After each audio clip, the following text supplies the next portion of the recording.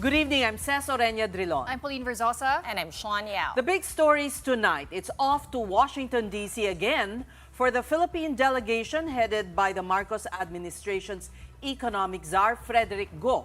They will try to strike a better trade deal after President Donald Trump slapped higher tariffs on U.S. market-bound Filipino goods. And the search for the bodies of missing sabongeros in Taal Lake officially begins tomorrow, July 11th. While finding physical proof of crime could be a long shot, authorities are confident other evidence will make for a solid case. And here's the story of two battles from Malacanang to Makati, one brewing and the other boiling over. The spokespersons of President Bongbong Marcos and Vice President Sara Duterte are trading indirect barbs, while it's Binay versus Binay over an expensive and forever unfinished subway deal. The formula was a formula based on common sense. We've been treated very unfairly by both friend and foe. We are concerned. There will be meetings next week amongst the trade representatives ng Amerika po at ng Pilipinas. A surprising turn in the U.S.-Philippines trade talks. American President Donald Trump has raised tariffs on 8 countries, including the Philippines. This despite continued negotiations between the two countries. So, what happened? And now the more important question is, what's next? Here's the report. The United States has imposed a 20% tariff on the Philippines, a move that comes even as trade talks remain underway. To put that in perspective, the 20% levy is 3 points higher than the 17% rate imposed on Liberation Day last April 2. And the Philippines is not alone. Japan, Malaysia, Brunei, and Brazil are among the countries also hit with increased import taxes. In a 2-page letter addressed to President Bongbong Marcos, which is identical to letters sent to other countries, Trump justified the duties, citing long-standing trade deficits. In 2024 alone, the U.S. trade deficit with the Philippines rose to nearly $5 billion, a 22% increase from the previous year.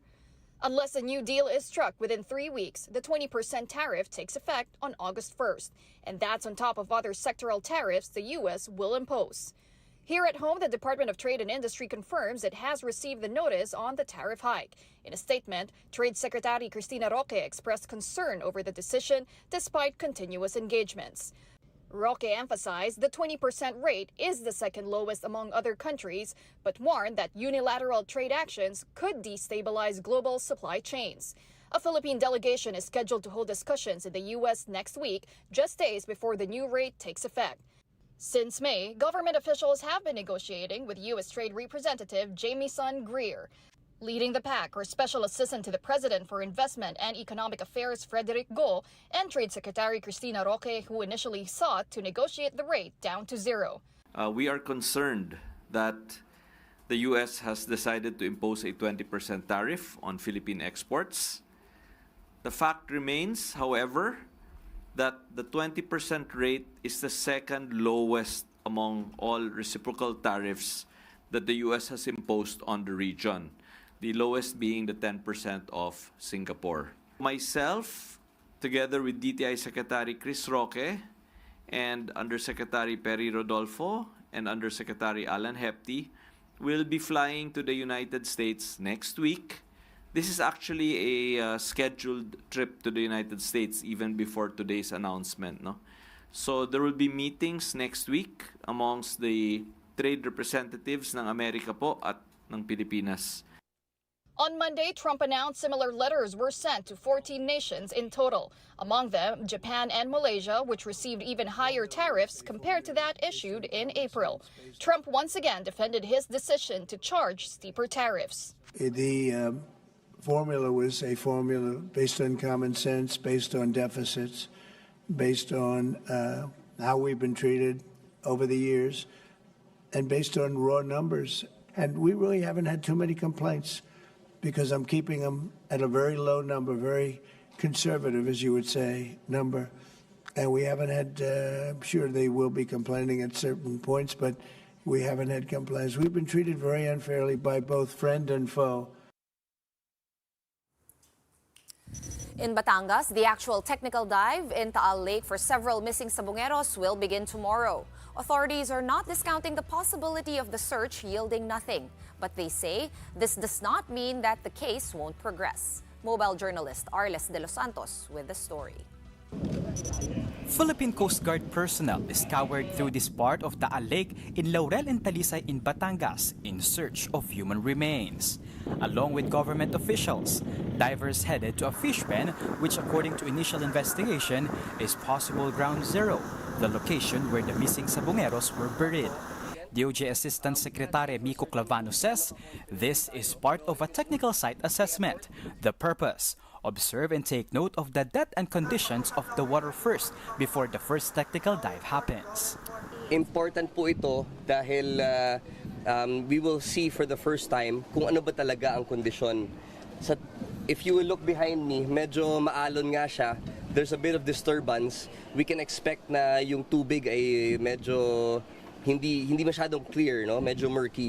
Pero dahil po sa mga equipment na pinapahiram po sa atin ng PCG at mga equipment na ipapahiram ng hopefully ng Japanese government at iba pang mga ahensya at departamento ng gobyerno, we are quite confident that we can get a good picture of what it looks like down there. If not just the depth, pati yung map ng ground makita na po natin. At this point, authorities are resigned to the fact that it will be a challenging operation. Add to that the gloomy weather, a possible eruption of the Taal volcano, and information that sandbags were allegedly tied to the corpses of disappeared sabongeros before they were thrown into the lake. Because of the information received by us na may nakatali pong sandbags, no, para may nakataling sandbags para talagang lumubog yung katawan, then it poses a different challenge kasi yung mga katawan na wala namang nakataling lumulutang daw after a while. Pero dahil nga may sandbags daw na then we focus more on the lake bed. The site assessment is also to validate leads from Julie Dondon Patidongan alias Totoy, who identified the lake as burial site. Totoy earlier admitted that he did not witness the killings nor the dumping of the bodies firsthand. Still, the DOJ is hoping to recover what remains of sabongeros 4 years into their disappearance. May mga nagsasabi po na meron pa po tayong maabutan. They indicated certain factors, dahil what we're dealing with now is more fresh water. Yung mga dating searches were done in salt water. So there are experts advising us on what we should be looking for. But what if there are no corpses? The Justice Department says it still has other pieces of evidence that will make for a strong murder case. Definitely looking for these remains is damning evidence, no? Dahil dati po ang kinasuhan natin sa mga perpetrators ay kidnapping, kung maalala nyo po, no? But this will definitely shift the attention now to a murder case if ever bodies are found and remains are found. So we do hope to see remains that will match the DNA of those missing cockfight enthusiasts. However, even if we do not find the bodies, what we have to prove is the fact of death. Over at the CIDG camp in Camp Crame, relatives of missing cockfight enthusiasts reiterate their demand for justice. One victim's mother said she wants to refile complaints they were urged to withdraw earlier. The case had been settled but she insists it was done in bad faith. Kasi may bali-balita po noon na ganun nga po nagkabayaran. Siya daw pang nakatanggap po, yung asawa niya dati. Masakit sa isang magulang na ganun ang nangyari sa anak ko po. Kaya hanggang ngayon, hindi po siya maalis sa puso ko, sa isip ko, araw-gabi po. Parang malaking dagok sa aming pamilya po, lalo na sa isang ina. She also pleaded with policemen tagged by Patidongan in the case to cooperate with the investigation. This is also the plea of other relatives of the missing sabongeros. Sabi po ng whistleblower, tinurn over daw po sa pulis. Kung sino ka man po, yung anak ko, kung isa siya sa pinatay nyo, kaya buhay pa. Pakiusap naman po, ibalik na lang kung siya buhay pa. Pero maski na masakit man tanggapin, kung isa siya sa mga pinatay nyo, wala na po ako magagawa. Hindi magandang nakaladkad yung mga pulis o kung sino mga government agencies dito na nagpagamit at para lang maisakatuparan yung mga gusto nila. Mobile Journal Arles de Los Santos. We are One News. The Philippine Navy has been tapped to provide technology and manpower to help locate the remains of the disappeared Sabongeros. Let's get more details on the Navy's plans for this. And we have on the show Rear Admiral Roy Vincent Trinidad. Good evening to you, Rear Admiral. Welcome to the big story. Yes, good evening, Seth, Pauline, and Sean. Ladies, good evening. Are you ready for tomorrow's search? Yes, the Philippine Navy has always been ready to assist other government agencies, especially when it comes to deep diving or subsurface requirements. And our deep diving teams, our technical diving teams, are on standby if and when needed. This will begin tomorrow, if we understand it correctly. Is that right, Admiral? As of now, ladies, the teams are ready. We have 3 teams on standby already at the headquarters of the Special Operations Command. When the request is received and the orders are given, the directives are given, they will proceed to Taal. Explain to us the complexity of the mission. It's quite complex because, number one, this is considered as high-altitude diving. So the parameters for planning your dive will differ from diving at sea level. Secondly, you are looking for cadavers or the remains of it. Usually, the water is quite murky because of all the lahar, the ash from the volcano. What we usually do here is we first send drones, special drones underwater, to be able to scan the bottom of the lake. And if we see anything, there are mechanisms that we could attach to be able to retrieve some pieces of equipment or cargo or cadavers underwater. And this is always the first option. Rather than send a diver, if we could retrieve them using the equipment that we have, airbags and all the attachments, and we will do it that way. Have drones been sent out today, or what was done today? Today, the teams have been organized since last week when we got word that they may be requested, they may be asked to help. So we have 8 different teams all over the country. 3 have been on standby at our headquarters. And upon signal, they will proceed. The drones mentioned, we usually send this, especially when the water is murky.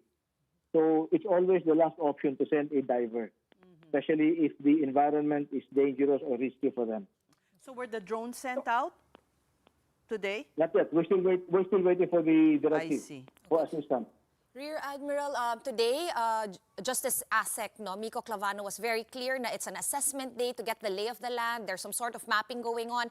In terms of that, because we've heard how deep the lake is, have you isolated the search area? And in that specific area where you suspect and where you will start your search, gaano po kalalim exactly? Do we at least have the number for that? Yes, our technical diving teams could go up to 100 meters, so with our tethered drones up to 120 meters. Now, depending on the area given, the average depth of Taal would be, I think, 105 to 110 meters. So it's within range of our capability, our equipment. We still have to go to know the exact spot. And the moment we will, it's not an easy job. I mean, it's murky, it's dark, underwater current, the surface conditions will make it challenging. But we have done this before. We have retrieved bodies, yung ating mga tropa, kasama ito pag-retrieve kay Secretary Robredo back then nung nag-crash sa may Bicol region. Also sa mga lumubog na mga barko natin in Cebu and somewhere in Mindoro. Plus yung mga divers na nawawala sa may Batangas area. There are a lot of leisure divers na na-retrieve ng ating mga technical diving teams. Sir, what exactly are you still hoping to find? Because it has been 4 years since the Sabongeros went missing. Yes, actually, ladies, this will depend on what the DOJ representatives will tell us what to look for. It's challenging because, again, the body would decompose, and usually the body after 24 hours lulutang na yan because of all the gases inside. But after 4 years, probably only the skeletons would remain. So we'll see, depending on what will be the briefing given by the DOJ representatives. Napaka-choppy rin po dyan, no, sa Taal Lake, Rear Admiral. Do you also have parang tide mapping? Baka sakaling natangay sila to a different part of the lake? Yes, it's quite challenging, like what I mentioned, not only the surface conditions, but also the altitude. It's already considered high altitude diving, so the parameters for computing your dive, for planning your dive, will differ. So this means parang less weight, unlike in deep sea diving. Tama po ba? When we compute for every 1,000 feet in elevation, we add 1 atmosphere. It's good as additional 32 meters of depth in our computation for the dive. It's quite technical, but our divers know how to compute their dive plan. Okay. How is the visibility? Give us an idea of how murky it is. How, if a diver were to go down, how far can he see? Depending on the depth of the water, it would range from 2 to 10 meters. And if we're talking about equipment, no, of course, narinig na natin si DOJ Secretary, sumulat na raw sa Japan, Rear Admiral. But while we're waiting for those remotely operated vehicles to be sent here, ano po yung mga equipment na meron tayo? Nabanggit nyo may drone, pero do we have something like underwater lights, strobe lights, or spotlights? Yes, these drones are equipped with cameras, with lights. They are tested. The power source is on top at the surface. They're controlled from the surface. We would need a support boats on the surface. Of course, communications and all the ancillary or support equipment. And then we will have to battle the conditions on the surface. That's why I mentioned earlier that the last option is to send the technical diver down. If we could do this using our equipment, then we will use our equipment. It's not easy. Again, 100 meters is quite deep already. Having said that, kasi sinasabi tomorrow na raw magsisimula, kaya po ba? It sounds like a lot of preparation, a lot of computation from the divers, and even with the equipment. Yes, the challenge actually here, ladies, is to bring the equipment there. But upon signal, the team could just proceed. The computation, they already have the dive computers. They know what to input. So they have been trained in this already. Rear Admiral, what is the timeline for this mission? How long are you giving yourselves? And will you be working mostly in the morning? Gaano katagal po yung mga dive?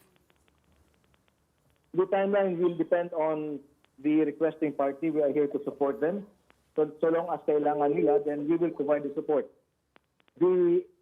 How long, the duration, we could not say. Again, depending on the surface conditions, depending on the bottom conditions. If needed, we could pull out the other technical diving teams of the Philippine Navy all over the country. It will be on extended duration. We're talking of how many, Rear Admiral? A technical diving team is composed of 4 persons, 2 divers, 1 standby diver on the surface, and 1 dive supervisor. Initially, there are 3 technical diving teams on standby. Okay. We have more all over the country. And they are currently at the headquarters or already close to the site, Taal Lake? Yes, they're at the headquarters in Cavite City, Sangley Point. They have already been assembled. The equipment are there. And just a signal, the signal and the orders, and they will proceed. Okay, and you mentioned na the technical divers have had experience trying to retrieve yung mga nalunod sa mga capsized boats, etc. In your experience with those previous search and rescue or search and retrieval operations, Rear Admiral, kalat-kalat na po ba yung mga buto nung nahanap? Because I imagine hindi na siya buo, di ba? Unlike pagka under lupa lang. My personal experience is retrieving cadavers, so buo pa ito. We have had our men retrieving passengers of the ship that sank in Cebu, I think 8 years ago, 10 years ago. Buo pa, pero yung iba doon, medyo pira-piraso na lang. And marine life, we usually, eat them, or crustaceans, mga alimango. So it's not a good sight, but it's our job to retrieve all of the bodies. So you think may chance na buo pa kasi medyo nabanggit na nga rin, 4 years na, and medyo choppy talaga po yung Taal Lake. Yes, usually, generally, this will just be the skeleton, the remains. But again, there have been, maybe the medical legal people could give us more info on this, that there have been some instances na after how many years, buo pa yung katawan. So we never know, but we expect na this would just be the skeleton, the remains underwater. We understand that because of the depth, oxidation may be absent, and hence bodies can still be intact. Is that correct, Rear Admiral? Yes, that's correct again, ladies, but I will have to defer to the experts on that because their experience, underwater marine life, would usually feed on cadavers. Well, Rear Admiral, there's also been unrest in Taal volcano. Will that affect the mission in any way? Yes, of course, that will be one of the factors to consider. And the number one objective there is always the safety of all the people involved, the divers and the surface tenders. Okay, and again, just to compare the experiences of your technical divers before, kasi usually yung mga nabanggit ninyo ng mga operation sa tubig alat po yan or out at sea, but Taal is a freshwater lake already. So what do you expect would be the differences that you are preparing for? Yes, the saltwater and freshwater, the difference is minimal when you do your dive plan. The greater challenge is the high altitude. Okay. All right. Well, we do thank you for your time, Rear Admiral Roy Trinidad of the Philippine Navy, and we wish the best for the 4 teams that you have assembled.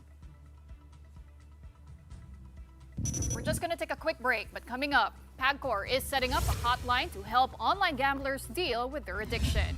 We hear more interventions from PAGCOR's agency's chief, Al Tenco, when the big story returns. Keep it here.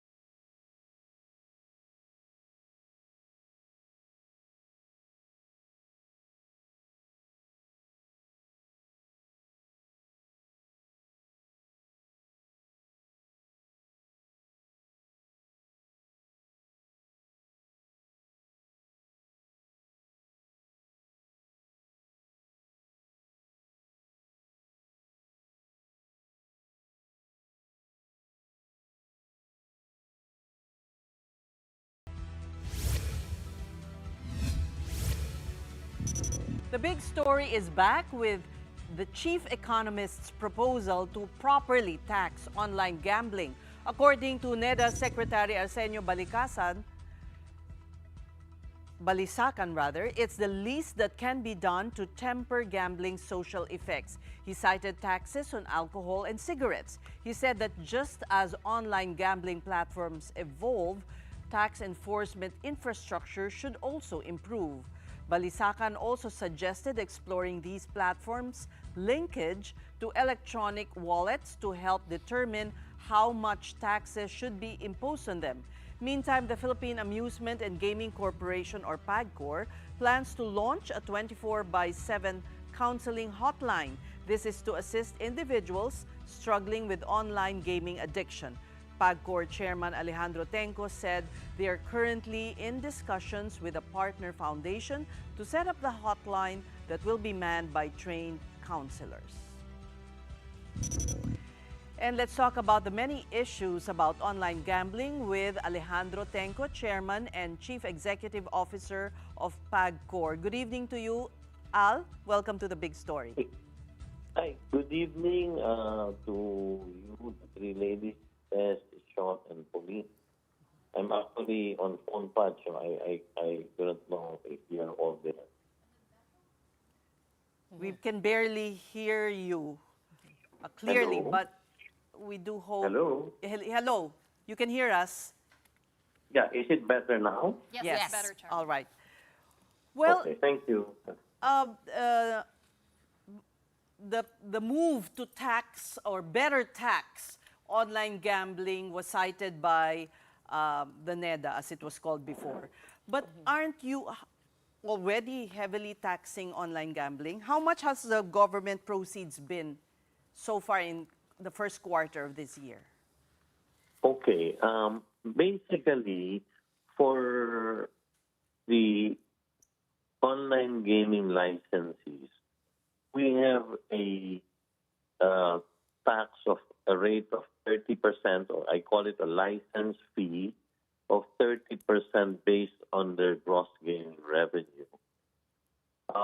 In the year 2024, PAGCOR generated from online gaming alone more or less about 50 billion pesos. 48 something, high 40, so more or less 50 billion. In taxes. And in license fees from online License gaming. fees. You Of won't which, term them taxes.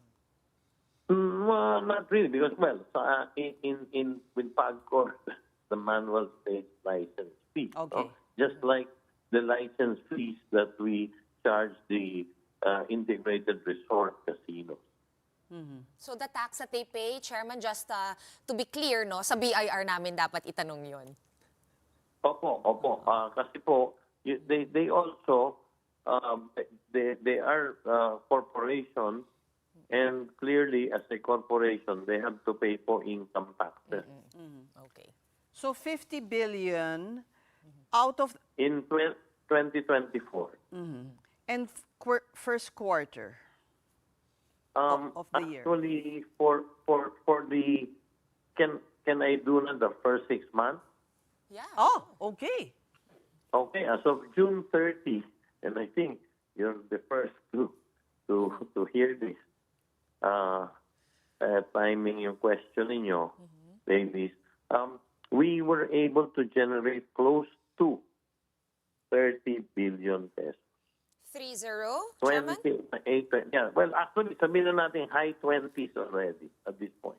So, Well, I based saw on an estimate of the first quarter that was 28.07, first quarter of 2025. I mean, not an estimate, but the total revenue. So that's Yes, not so- so big, considering if you 28 was did the 28 first quarter. So 28 in the first quarter, then in the second quarter, it must have been about 30 billion, more or less. So, long story short, Chairman, are you seeing that the license fee revenue of PAGCOR from online gaming activities, no, so ma-outpace yung 2024 figure of almost 50 billion? Opo, if the trend will continue, definitely we will see a growth in the revenues being generated by the online gaming sector, the license fees that they are paying. What's your year-end estimate po? I see a 20% growth. So if we were close to Say 50, that again. I see a 20% growth, 20%. barring any big change, for example, on structure. So that means I see about high 50s end of the year or for the entire 2025. All right. Al, if I may just call you Al. Yes. Yes, pwede po. You know, the revenue from online gambling has outpaced the casino revenue. Is that correct? As of the month of June, it has already outpaced. So while you are earning for the government's coffers so much money, the social cost has also been, quite costly. And having a helpline may not, may be a drop in the bucket compared to the damage that's being done to the youth, to families, to society in general. Anong masasabi po ninyo dito? Well, I totally agree with your comment. But just like in any jurisdiction around the world, really strict regulations will help mitigate the social cost, yung damage. That is my belief, and that is the belief of the PAGCOR board and all officers. That it can be mitigated. And what I'm saying, especially for online gaming, a total ban will be very difficult, primarily because the gaming activity is based and it's using the internet. And the sad part is most of the illegal gaming operators now are based abroad. And they target our Filipino customers. What am I trying to say here? It's not that I do not agree. I totally agree with your comment. But truly, for me, if you can regulate, then we mitigate all of this. And then the revenue that we're generating, the people that we're helping, ay magkakaroon ng better effect kesa doon sa mas madaming hindi na-regulate. In fact, if I may just add, this issue of those below 21 or minors playing, that is not allowed in any PAGCOR licensed online gaming company. Ngayon, nangyayari po siguro paminsan-minsan may fake na ID, may ginamit yung driver niya or whatever, may ginamit siyang empleyado nila. Well, but that is very minimal in number. Ang talaga po, our real problem, yung online gaming coming from abroad, the illegals, wala po silang regulation. So, any minor can play. That's the biggest problem we will encounter. So, for me and the entire PAGCOR board, we were really backing for strong regulation when we saw that the growth is just exponential. Maybe So, more yes, than aside from regulation, it's also the enforcement of the law. It's how to run after all these illegal operators when there is a law. They have violated many laws, pero ba't hindi po sila nahahabol? While you're the regulator, are you cooperating? How is the cooperation with enforcement agencies? That is what I would want. Thank you for that question. I just want to say that we are lucky that the following government departments and agencies have been helping PAGCOR. Number 1 po, DICT. Number 2, NTC, National Telecommunications Commission. Number 3, NBI. Number 4, the PNP with Cybercrime Unit. And PAGCOR And then, nandiyan po yung mga kasama na din ng immigration. So, talaga pong whole of government approach ang ginagawa.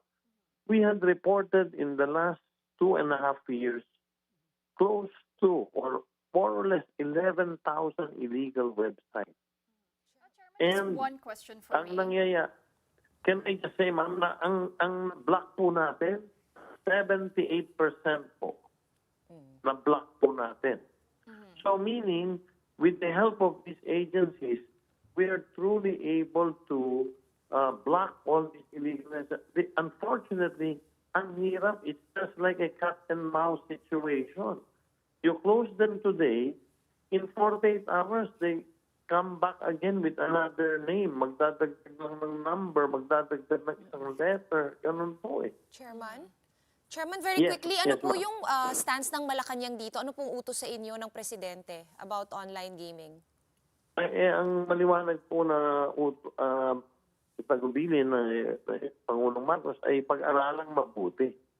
Ano ba ang mga maaaring gawin pa para ma-mitigate itong mga sinasabi ng social cost? At pagkatapos, siya po ang talaga rin pinal na magdidesisyon yan matapos makita ang mga rekomendasyon. Chairman, we had Senator Mig Zubiri the other night, and he did say respectfully na lumang tugtugin na daw po ang regulation. What makes this current approach different this time around? Because you are pushing for regulation instead of a total ban. Yes, ma'am, I read that he mentioned lumang tugtugin.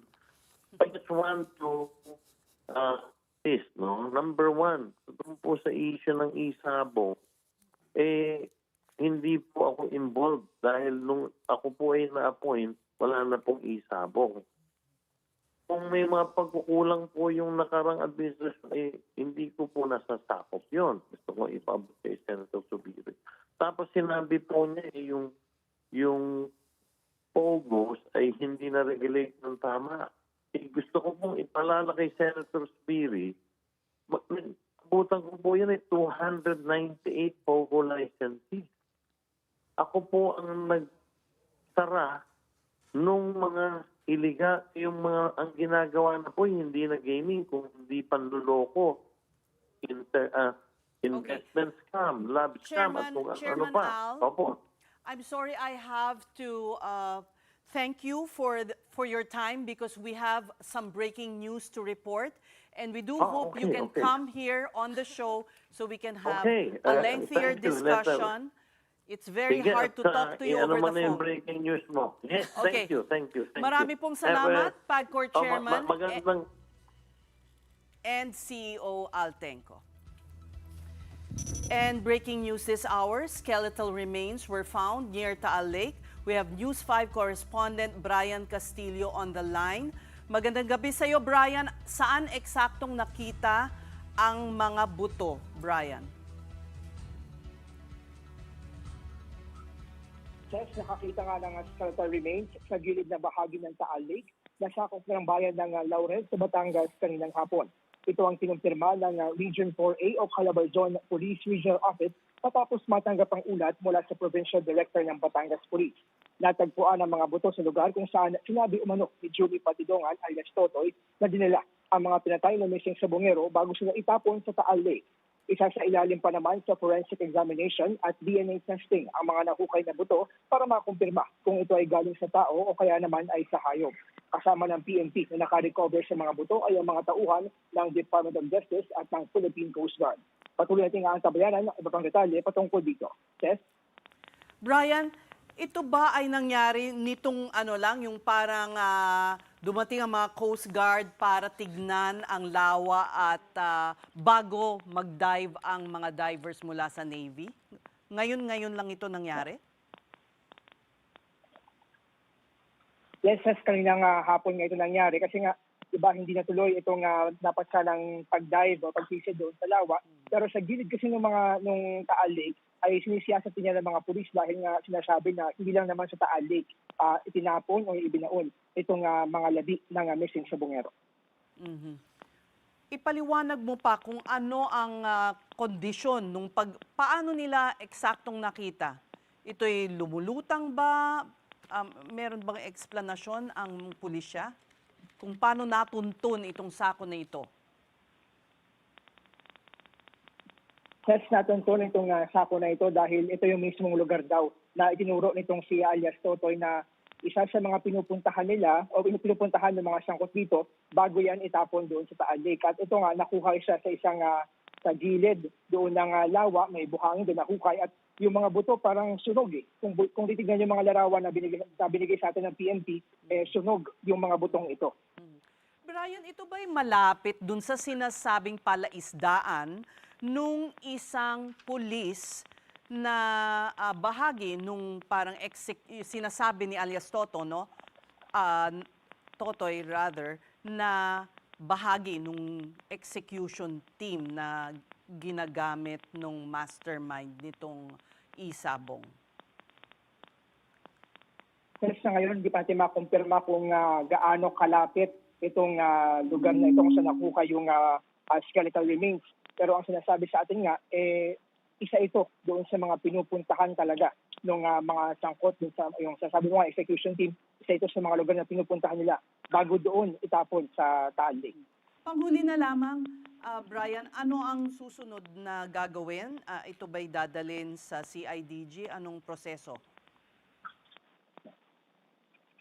Yes, base doon sa pinakabagong statement ng Department of Justice, ay sasailalim pa ito sa proper forensic examination it's either dadalhin sa CIDG or sa NBI para makakonfirma muna kung ito ba ay human remains kasi isa sa mga nakikitang anggulo, posible rin naman na baka nilibing lang ito na alagang hayop doon sa lugar at magsasagawa rin ng DNA testing para makita kung tutugma ba ito sa kung sino man sa mga miyembro ng mga nawawalang kung sino mang family members ng mga nawawalang missing tabungero. Maraming salamat sa iyo, Brian Castillo of News 5. Moving on to other news, just a day after being appointed spokesperson of the Office of the Vice President, former DTI Undersecretary Ruth Castello is already being pitted against Palace spokesperson Yusek Claire Castro. In her first press con, Castello declared that she was hired by the OVP to drum up its accomplishments and not to be an attack dog for the Vice President. But in an interview on Ted Filon's program this morning, Castello defended Vice President Duterte from Palace spokesperson Claire Castro, who questioned her personal trips. Hindi ko po makita na bakasyon yung ginagawa ni Vice President Duterte and hindi po dahil nandun siya sa dahig ay natutulog yung opisina. Hindi po dahil nandun siya ay ang operations po hindi naman tumitigil pag umalis ang boss, hindi ba? Hindi naman po yung when the cat is away, the mouse will play in the office of the Vice President na kayang gumawa ng trabaho kahit wala si Vice President. Opo. And the Chief of Staff, of course, is there supervising everything. Pag lang po may mga important decisions, it has to be cleared with the Vice President. Okay. In her own press briefing, Yusek Castro was asked about going head-to-head with Castello, and this was her reply. Hindi siya attack dog. Definitely, VP Sara doesn't need anymore an attack dog. Hindi niya na po kailangan ng isang attack dog. So, you know what I mean. And the Binay sisters are once again having a very public feud. This time, it's over plans to back out of the Makati subway settlement deal. Former Makati Mayor Abby Binay accused her sister Nancy's administration of making unfounded claims regarding the settlement agreement with the developer of the Makati subway project, which was established during her tenure. Last Tuesday, Makati Mayor Nancy Binay bared plans to back out of the deal with Philippine Infradev Holdings and potentially rescind the settlement agreement. Mayor Binay claims the 8.9 billion peso settlement for the derailed subway project will expose the city to a financial crisis. She also tagged the agreement as a midnight deal, having been signed just a couple of days before the end of Mayor Abby Binay's term. The younger Binay dismissed these claims, saying the settlement is the best option for the city. She also believes the settlement issue is being raised to undermine her legacy in Makati. Kung tutuusin, pwede naman na i-withdraw nila yung settlement agreement na hindi na kailangan ilabas because technically confidential nga yung negotiations na hindi nila kailangan madira ng kahit sino at nagawa nila yung gusto nila. Bakit nga? Bakit pa kailangan niyang ilabas? I can only think of one thing. It is really to undermine my legacy. Yung 9 years na tinrabaho ko bilang mayor na maayos yung pagpapatakbo sa Makati, yun lang yung naiisip ko. Incumbent Makati Mayor Nancy Binay has yet to comment on her sister's remarks. On that note, we'll be pausing for another quick break, but when we return, we talk about giving new purpose to secondhand and vintage items. Sustainability is next on The Big Story. Keep it here.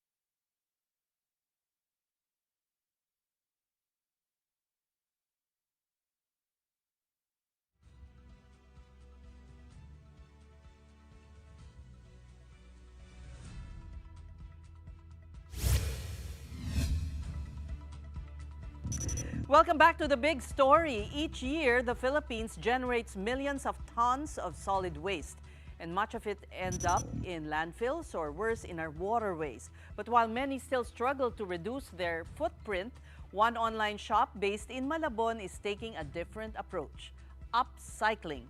Founded in 2020, Upcycle Deco breathes new life into secondhand home pieces, sourced, curated, and sometimes refurbished to fit modern spaces. But it's not just about aesthetics. Here we feature companies that put a spotlight on circular initiatives, one story at a time. Welcome to Sustainability.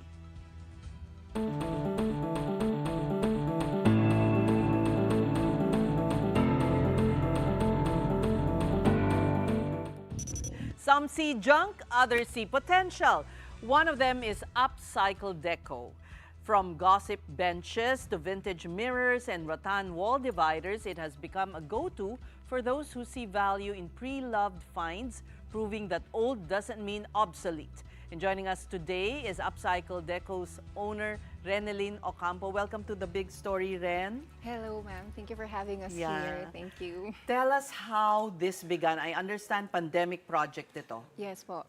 Actually, it all started because of parenthood, and it was all because of parenthood that we got involved in the upcycling business. Kasi at that time we were expecting our first child, so in preparation for the baby, we started decluttering our home, and that's when we realized how much waste we were actually generating. Sobrang daming gamit, and that experience for us was a wake-up call to reevaluate our lifestyle and our habits, and kaya kami napunta sa thrift shopping. And because of thrift shopping, that's when we discovered all the furniture pieces out there lying around, getting overlooked.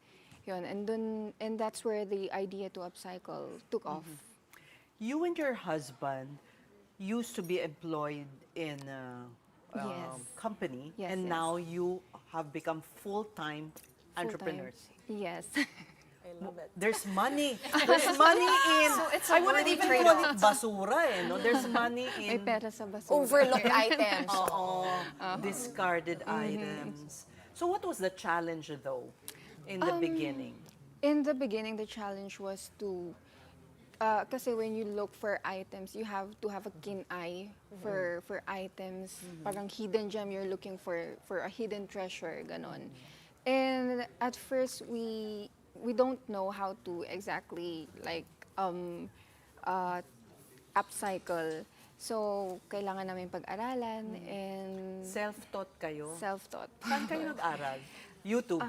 Yes. YouTube University. Yes. Ang galing! Imagine. How did you, meron ba mga finds na hindi nyo akalain mahal pala? Or Oh, yeah. vintage pala? It's Yes. like valuable? Yes. Some items usually akala mo parang junk na lang siya. And then when you try to research on it, parang wow, maano pala siya. Branded pala. Opo. Tapos kapag you try to sell it, minsan pag-aagawan siya ng mga customers. And parang magtataka, bakit kaya? And then, yung pala yun. napamura pa ang presyo? Yung pala yun, ganun pala Hindi siya. naman. Makakamura po, yeah. But Renalyn, what's the difference between recycling and upcycling? Because those are two terms that sometimes get interchanged, right? Aha. Upcycling, it's more of Bringing life. bringing life into some bringing new life to old pieces. For recycling naman, it's parang basically the same, pero it's like full overhaul, like yung like You full transform them transform into talaga. new things. Yes. Okay. Upcycling, it's just like enhancing, okay, enhancing, improving the aesthetics, ganon. I like what you said about you wanted to change your lifestyle because here it's really personal. Yes. And we all struggle with that, right? Hoarding.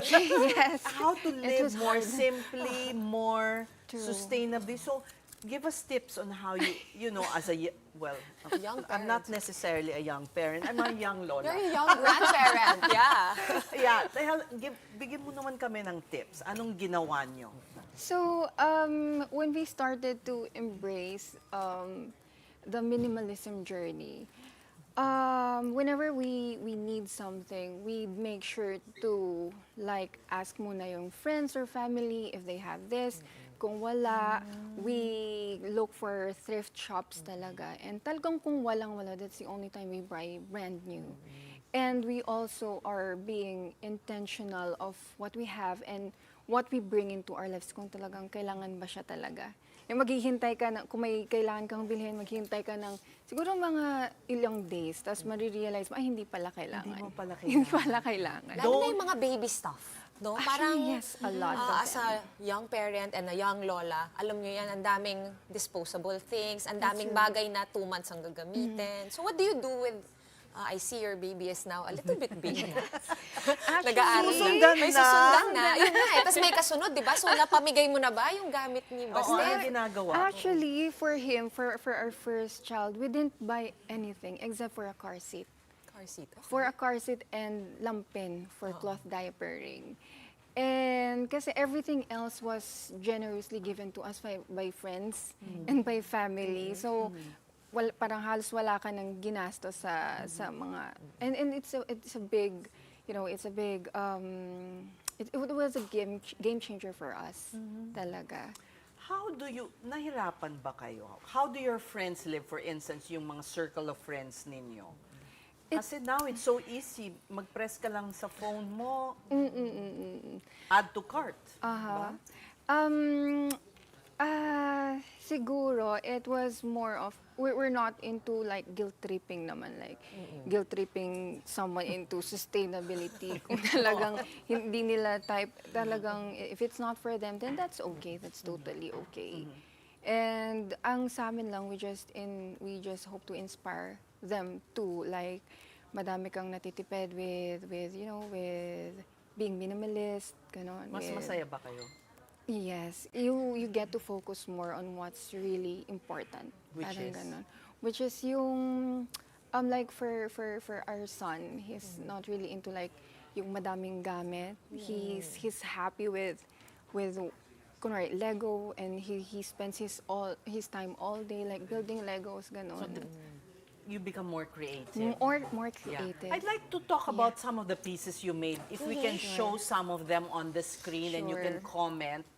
Like, may nakita akong cabinet or drawers, a set of drawers. Ay, yan, yung mga yan. Who does the refurbishing? We do.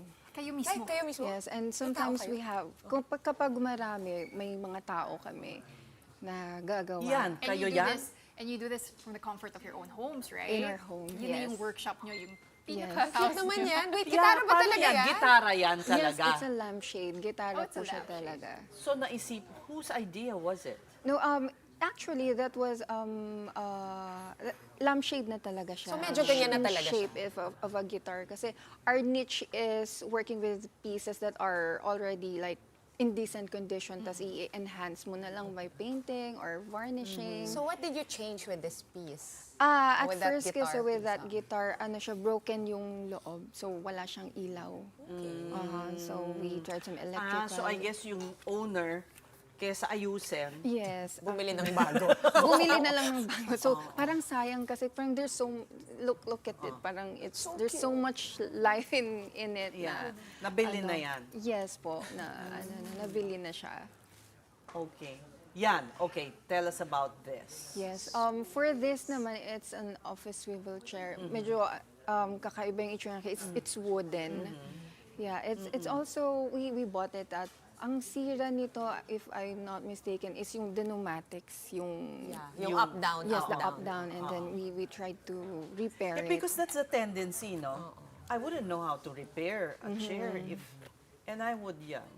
But with the help of ChatGPT and YouTube, di ba, Yeah, Renalyn? pwede. You would Kailangan do that, lang may ano? I would time. do it. I would do it. Oo. And actually, to be honest, minsan mahilig din ako maghanap ng finds online, mga second-hand finds. Because the beauty with vintage items also is the quality is really premium, di ba? Compared to now na yung mga mura lang sa Parang mid-century online. modern yung chair na yun, no? I think so. So mahal mo na benta yan. Very affordable naman po. Actually, affordable ng mga prices nyo, ah. I'm trying to fight my hoarder Oh my tendencies. I'm on their Facebook. But those wicker items, medyo mahirap i-restore yun, ah. Opo. Kasi it takes a lot of time kasi minsan, since may mga small spaces doon, you really need to, kami pinu-pressure wash talaga namin siya, and matagal siyang patuyuan kasi kailangan tuyo siya. So, to get rid of the molds, parang mga ganon. So, you have to varnish and all, and maghahanap ka ng local supplier of yung mga solihiya, yung mga... So yun na, you already have a set of suppliers where you can buy. Yes. And where do you go to hunt? To hunt for things to bring life to? Anywhere po, as in everywhere, kahit saan, like Hindi dun sa bangkal. not necessarily po sa bangkal, but just about anywhere. Kunwari, we're on a vacation, tapos may nadaanan, tapos, may potential to, we'll snag it. Kukunin namin yun. So, Kahit lagi saan. kayong tingin sa labas ng bintana ng kotse? Ng kotse. Di ba minsan may surplus, ganyan? Yes. Kung ano-ano yung Even, hindi lang dito, even if we go overseas, talagang naghahanap kami ng mga... It's fun? Opo, parang it's enjoyable. How do you makahanap. develop the eye?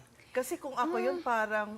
Overwhelming. Sometimes malulula ako, I wouldn't know. Is Siguro, it patient? What is it? What qualities? siguro it's more of sa amin kasi ng husband ko, I'm more of the creative side. So ako yung nakakahanap ng mga hidden gems.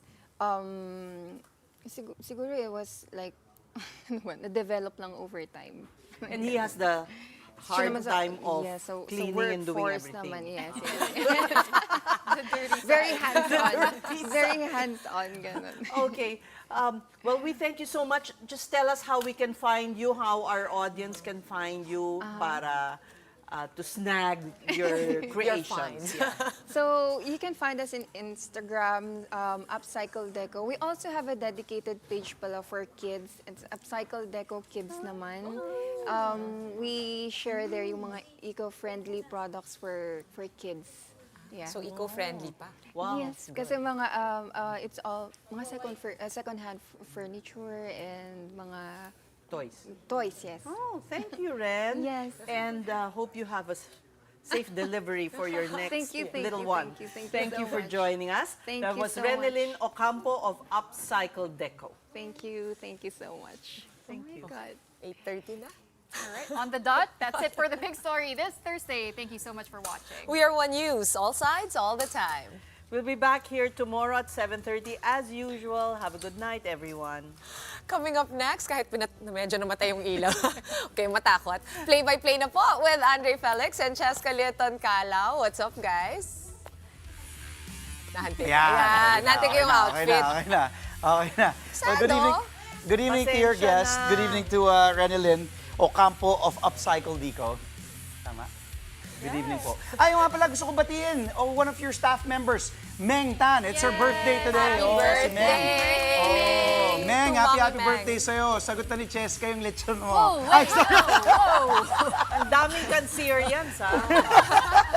Yeah. Next Someone's na tayo. coming up. Oo, pero ano kami? Ito rin. Leo! Hindi pa Leo. Hindi Leo kami yung dalawang cancer. katabi mo, sis. Kaya, Kaming ano, dalawa. mga Mga leon leon. yan. But Mga thank you hunter. again. Great show. Malapit na mag-birthday si Sean and si Pawi. Ikaw, hindi. Matagal Grabe pa. ka, Matagal layo pa.